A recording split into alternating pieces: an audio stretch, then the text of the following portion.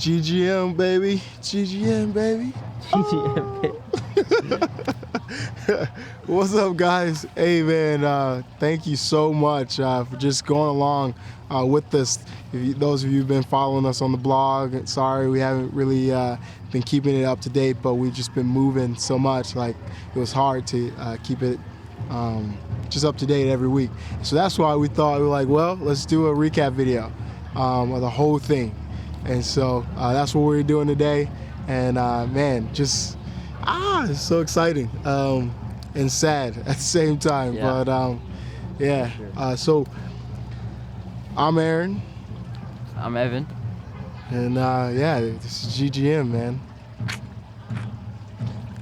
So Evan, you want to just tell them about the boot camp or how you got involved with GGM? And yeah, so I went to Bible school for a year over at Calvary Chapel Bible College. Awesome experience, awesome time. I spent Fridays and Saturdays out just sharing, the good news that Jesus is alive, and that He paid the price that we can go back to having fellowship with the God of the universe, and then we can know Him as Father, and that we could just be participators in this heavenly dance, this beautiful thing that's going on. And so anyway, Fridays and Saturdays I would go out, and Saturday night I missed it. This one night they went out to Hollywood, and everybody comes back excited. They said they met this gnarly evangelist out there who's just this little short Brazilian dude, these glasses and just like fire in his belly and just passion for the gospel and passion for souls. And so one of my friends told me about the ministry that he had kind of been able to talk to him a little bit about, and it just really resonated with me.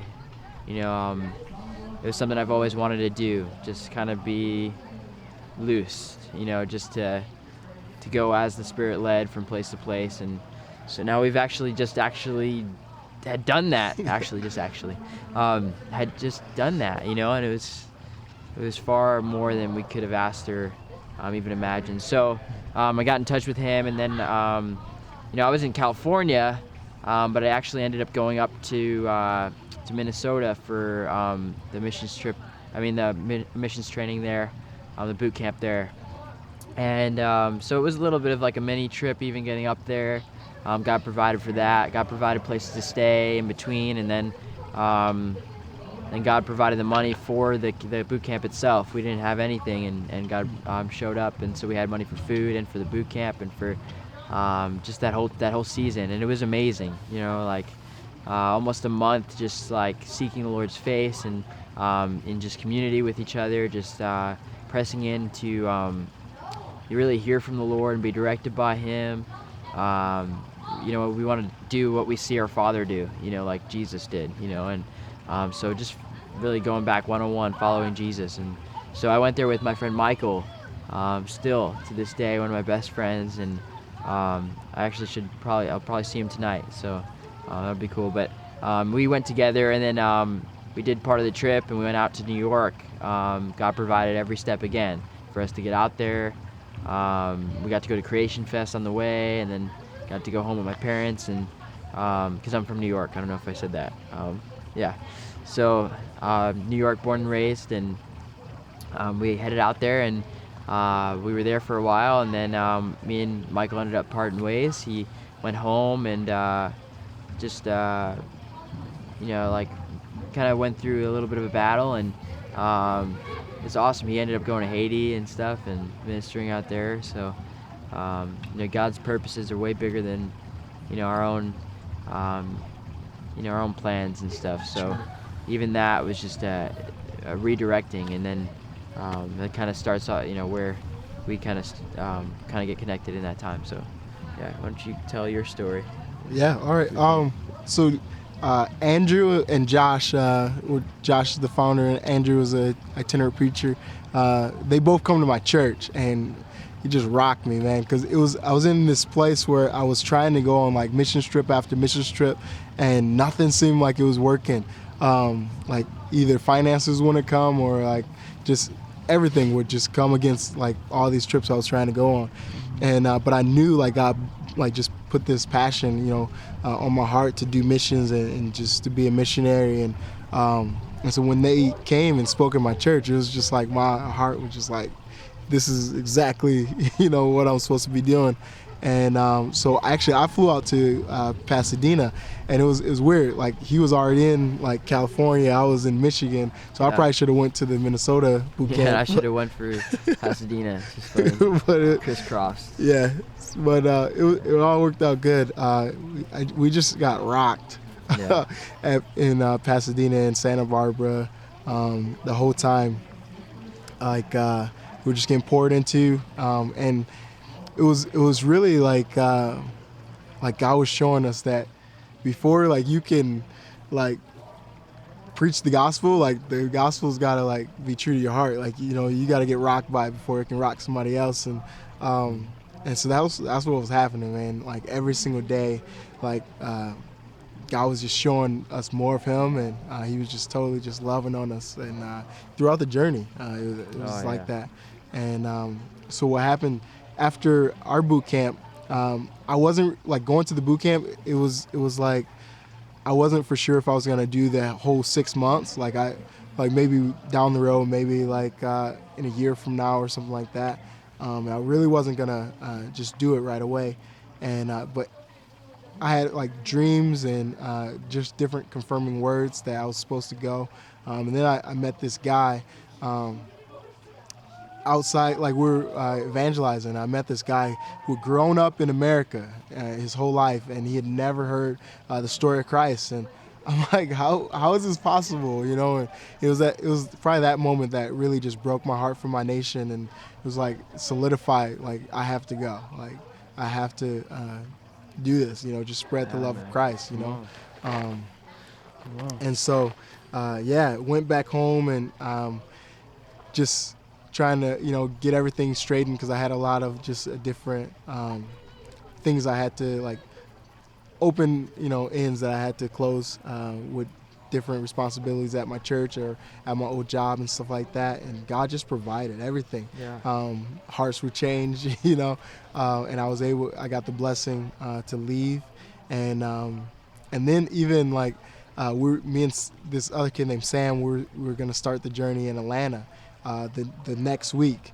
And I had no clue how I was gonna get there. And so I just went up to Oakland University, and I was like, well, Lord, it's in your hands. And I was just talking to this guy. I was like, yeah, man, I'm about to start this trip. I'm going, first city is Atlanta. We're just going to take nothing but a backpack and a Bible. We're going to preach the gospel. And he like cuts me off. He's like, dude, God just put on my heart, I'm going to buy your plane ticket, right? And so he buys my plane ticket. And that's how we started the trip. And so it never like came down from that. Like that was just like that became the norm. That set a precedent for the whole trip. And like God was just God. Like He was so just amazing and loving on us. And so just Atlanta, we had just this awesome like host home out there. Love those guys. Miss those guys at the Vine, and with all those. The churches we were able to partner with and stuff.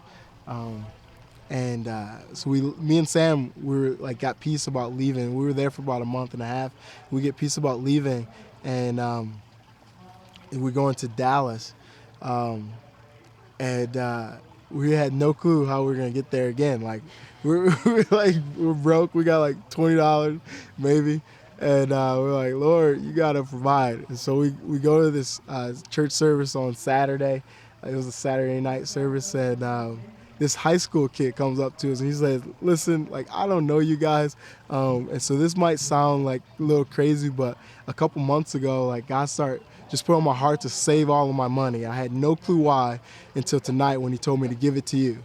And we're like, what? And so he hands us all this money, and that was the exact amount.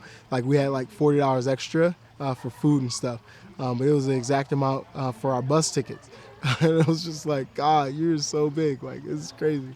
So we went out to Dallas, and that was a blessing out there. But Sam really just experienced a lot of like spiritual warfare out there, and ended up just getting pretty sick, and I had a panic attack, and just decided it would be better for him, to call it short, just go home, and it was good.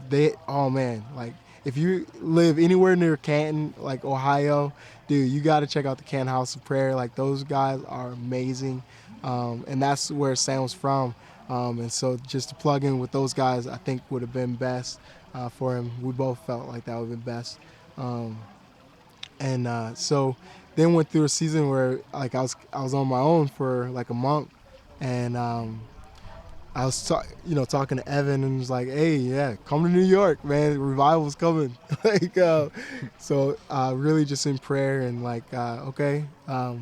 I feel peace about that. I feel like God is leading me there. And then God provided, like plane ticket for me to be able to go out there. But I stopped in Kansas City first, and I went to One Thing, and that was just a true blessing. I was able to meet this just on fire guy like named Cree, and there was tons of people out, and I met so many people out there. But the YWAM base out there, dude, if you never heard of YWAM, like look it up, do a DTS, like they're amazing people. But yeah, met Cree out there, and it seemed like his whole life he had been religious, and he said that like that night and throughout One Thing was really where God became real to him, where it became more than just a religion, but it actually became like a relationship, and he actually just really fell in love with Jesus. And so it was just a real blessing to be a part of that. And so after One Thing, we flew to New York, and then met this guy. And dude, from the very first time I met this guy, we were preaching the gospel. Like, Yeah. it was just The awesome. first 5 seconds, literally 5 seconds. It was so great, man. I walk up into the airport to pick him up, and like this lady comes up to him thinking he's a soldier because he's got this big army backpack, and he's just like, "Oh, I didn't serve in the service. I'm not a soldier, but I'm in the Lord's army," or something like that. Something really corny, but I redeemed it. Don't worry, I made it cool. It was cool. So we redeemed the time, and I'm just like, Sometimes you gotta be corny, man. yeah, no, it was perfect though. It was like she was trying to like kind of talk to him about something she was doing, and we got to just share the gospel with her, and so we're still praying for her and stuff. But yeah, I mean the first second we come into contact, like it's just it set another precedent that was what that was going to be the center of our relationship. It was going to be the center of how we're going to spend our time and what we're going to invest in in the kingdom. And it was awesome, man, to have that instant unity, just instant, like where I'm not like questioning his methods. Is he going to start preaching fire and brimstone, or is he going to start preaching like hyper grace, you can do whatever you want, like is he going to so it was an instant like unity where we like just had this bond in the gospel already.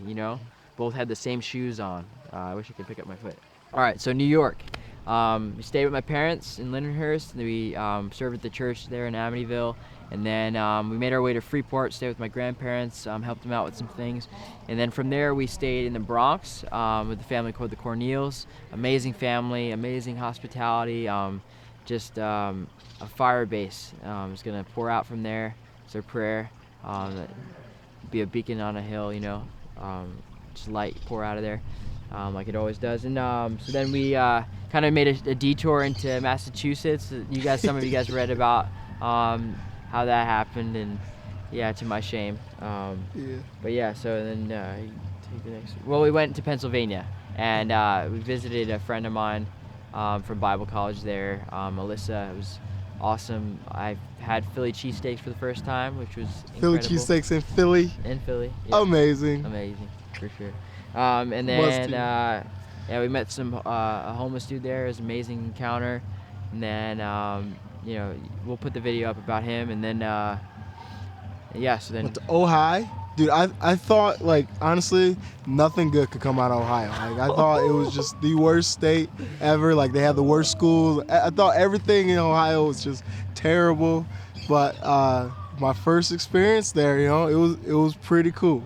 Like I still think they don't have like good schools and stuff, but like the people there, especially like in Canton, Ohio, and Alliance, it was awesome, man. I got to meet up with my boy Sam. Love you, bro. Miss you, man. Yeah, dude. Come on. But yeah, dude. Sam. It was awesome, and that dude, you gotta check out that prayer House room. of Prayer there, yeah. That Canton House of Prayer with the Ingles, and Yeah, we stayed with the Ingles. It was awesome. the first night, but then we stayed with. But it was just amazing. It was just an amazing time for us, just get poured into while we were pouring out. We got to hang out with the worship leaders there, Nathan and Leah. Yeah. Awesome. We went out to eat, and we ran into a Michigan fan in Ohio, and his a brother in the Lord too. So we got to share with him and stuff, and then so we ended up heading over to Indiana after that.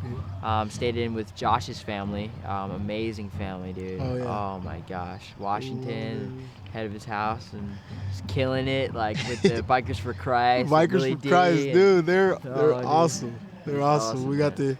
to just pray with them and worship with them, and they were just pouring into us. We watched a miracle like happen right before our eyes. Dude. Yeah, well, we'll write about it. Willie's testimony is amazing. Yeah. All of their testimonies, like these guys just radically saved and on fire for the Lord, just rebels for Jesus, We hung out with the family, did some art stuff, and just got to hang, and just awesome time, man. Awesome family. I feel like family with them already, and so then we went up to Chicago briefly. Chi-Town? Yeah, we had some deep dish pizza there. Had some encounters too, some awesome random encounters. Just so you guys know, we want to remove this from our Christianese dictionary. Ready? When you're leaving a restaurant, you don't want to tell them. Well, why don't you tell them? Because it's to my shame. So, don't ever go into a place like, dude, I just pray like God blows this place up. Because we understand it, but I don't People were like, what? Yeah, like their face was like, what? And so we had an awesome conversation with them. So they're like, they understood like we're all about love and peace, and like, so it was like, it was a little out there to say that. And so yeah, you guys might want to remove that from your dictionary, or like getting wrecked by God, or like getting punched in the face with his amazingness. Like those things, they don't really translate well to just anybody. So make a pact to Jesus just punched us in the face tonight, man. I don't know. Like what? What? I don't get that. Okay, so so then we attempted to go to Wisconsin to see my buddy out there. The Lord closed the door pretty plainly. He said he was just saying in my heart as he's sleeping. He's saying in my heart as I'm just driving up there, it's not happening. And it turned out for good. Nobody we wanted to see could have even really seen us that day. They're all would have been busy, and the Lord confirmed it finally when the GPS just stopped working. So we had no choice but then to shoot over to Ohio. So why don't you tell us about Ohio? We already left Ohio. I mean, Iowa. Dang it, I always mix those two up. So then we went to Iowa. They have an amazing House of Prayer, Fire and Wind House of Prayer. And then we got to stay with his family, and they're just beautiful people. His whole family is just like gifted in like everything, man. They're amazing. I think God's gonna just use that like phenomenally. I don't think that was a word, but whatever. Phenomenally. He's gonna use that phenomenally. But yeah, no, definitely. We stayed with Murray folk, and then so we're trying to touch on everything. Email us also. We're gonna give our email at the end. Email us if you have any questions about where we stopped and stuff. We went from Iowa. We went to Kansas City. Yeah, first time at the prayer room, dude. I got annihilated. I said I wasn't gonna say things like that. I didn't want to live anywhere else. Like I don't know why anybody would want to live anywhere else. Just like sit in the prayer room for the rest of their life, just melt before Jesus. It was awesome. So good. We got to go out witnessing with the YWAMers, and then we got some breakfast with Kariuki, Kari, and dude, I don't know if you know about this, but chicken fillet breakfast is amazing. Chick-fil-A, dude. Amazing. You say Chick-fil-A? Is that how you say it? Chick-fil-A. Chick-fil-A. Yeah, okay. Anyway, From there, we went to Colorado. Yeah. Dude, all right, so we have to slow down and break down Colorado. well, I want to note something before we go to Colorado. We took just my car and a bunch of clothes and guitar and stuff, and $200, and God got us all the way out to Colorado, and then the rest of the way, the whole thing He provided. So anyway, go ahead. Yeah.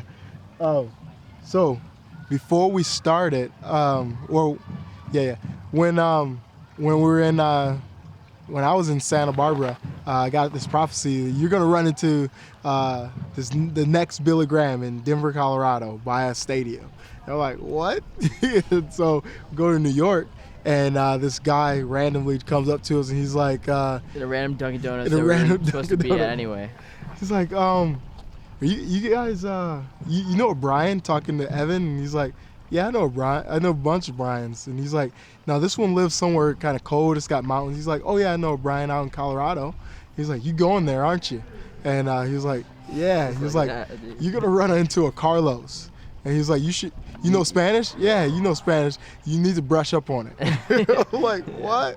Right? And then he goes on and says some other stuff. But so we get out to Colorado, and we're like, we weren't even supposed to be like Where we were. Yeah. But driving past, and we see the stadium, like the Broncos stadium. We're like, dude, like the one prophecy was supposed to be by the stadium. So we get out there, and the only people we see for miles is all these day workers. Yeah, So a huge group of day workers. we stop, and we just pray, like, God, like if there's a Carlos in there, like point them out, and like let us just see what happens. And so we go, and we're like, hey, is there a Carlos? And there's a whole bunch of these guys. Yeah, so I asked them in Spanish. I was like, they're "Is like, there a Carlos?" no, like there's usually a Carlos, but not today. Yeah. And we're like, We were oh. bummed out. I was like, oh man, like God, where are you?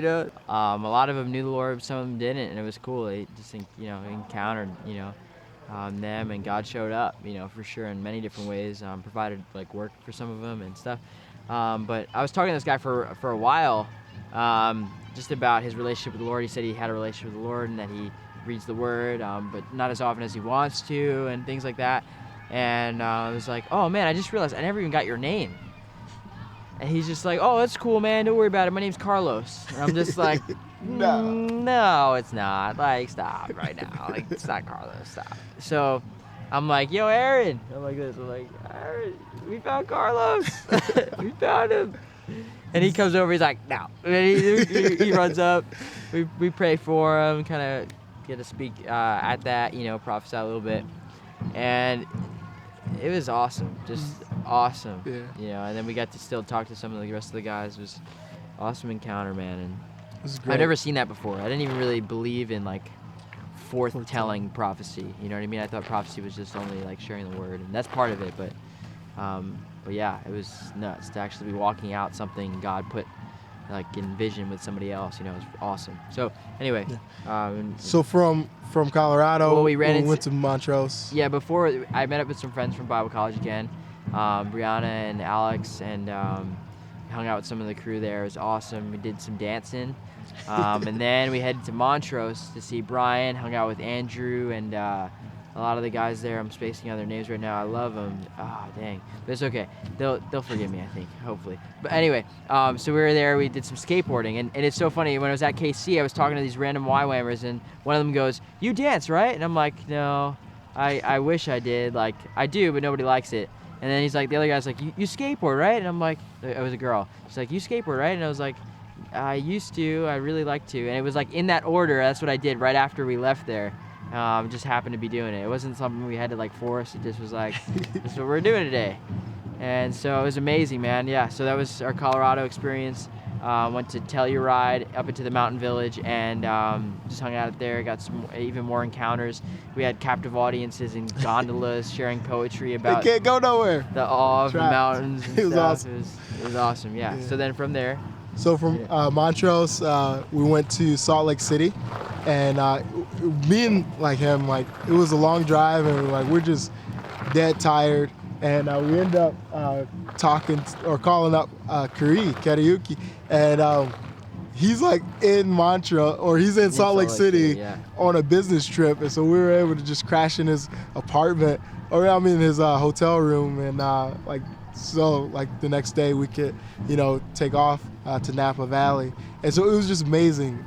We just like God just put like people everywhere we needed them, and then we went to Napa and we were able to just be a part of that just amazing wedding. I think every wedding should be like that.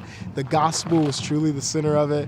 And even to the vows, like they were vowing to Christ. Like I loved it, and it was great. I think I heard the gospel preached like 5 times throughout the whole wedding. Yeah, with words, but then like in But conduct, just in like everything was anointed, like the food and the decorations, just the whole wedding was amazing. The whole time there was amazing. And so then from there we went to San Francisco, hung out with Adam Hood and his family. Amazing family. Love those guys. We're trying to make this really short. So then we went to SB Hop there in Santa Barbara. Again, awesome community. John, miss you, John's bro. over there, yeah. Our Justice, Daniel, all our of you other guys. itinerant buddy, John's over there, preaching the gospel through film and lifestyle evangelism and stuff. And then we made our way to the Bible college. We ended up it was awesome. Like God bookended the trip with just this awesome time of prayer, dude. It was like a prayer vigil, overnight vigil that they had there in Murrieta. And so we got to be there for that, did some evangelism first. And so we just came in and was just able to pour out just back everything God had already just done, just showing up so much. And so that he would do that. And then, we come out here to Pasadena. We get involved with there's a house church over here. And man, like, I would tell you guys the whole dream and just a couple things where the Lord was really speaking to me about a cycle of condemnation in my life and how God just broke the cycle, just done, like it's over with. And he's just showing me how to be his friend, just like we're friends, like, of course there's a different level of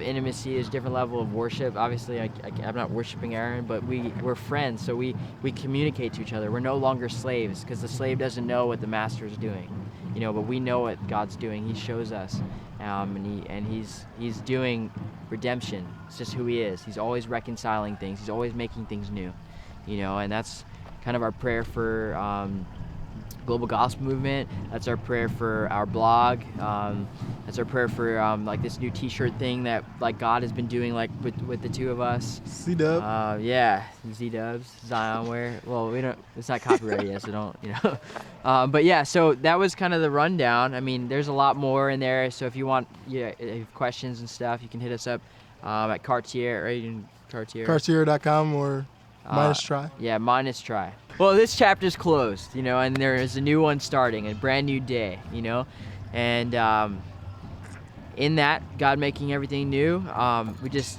we thank you for this past time, of you guys partnering with us in prayer, and the different ways you guys have felt led to partner with us. We didn't ask it for anything, and we've been just blessed just to see you guys, and I hope that it's been a blessing mutually, that we've been a source of edification for you. So this is goodbye from Evan. I will shut up now. Praise the Lord, right? See you guys. Bye con Dios.